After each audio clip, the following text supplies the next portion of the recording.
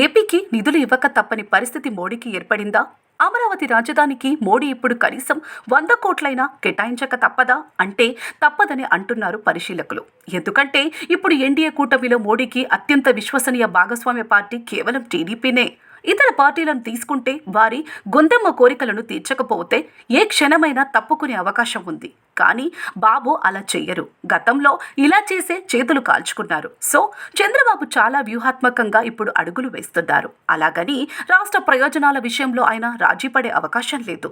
బీహార్ విషయాన్ని తీసుకుంటే అక్కడి సీఎం నితీష్ కుమార్ ఇప్పటికే మోడీకి సెగ పెడుతున్నారు. ప్రత్యేక హోదా తుట్టే కదిపేశారు.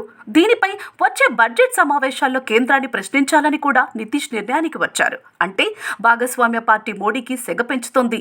ఇలా చూసుకుంటే చంద్రబాబు నుంచి ఈ తరహా డిమాండ్ లేదు. కేవలం రాష్ట్రానికి పరిమితమైన అమరావతి రాజధాని, పోలవరం ప్రాజెక్టుకు సంబంధించిన నిధులను మాత్రమే ఆయన కోరే అవకాశం ఉంది. వీటికి న్యాయం చేయాల్సిన అవసరం ఉందని ఆయన గట్టిగా కోరుకున్నారు.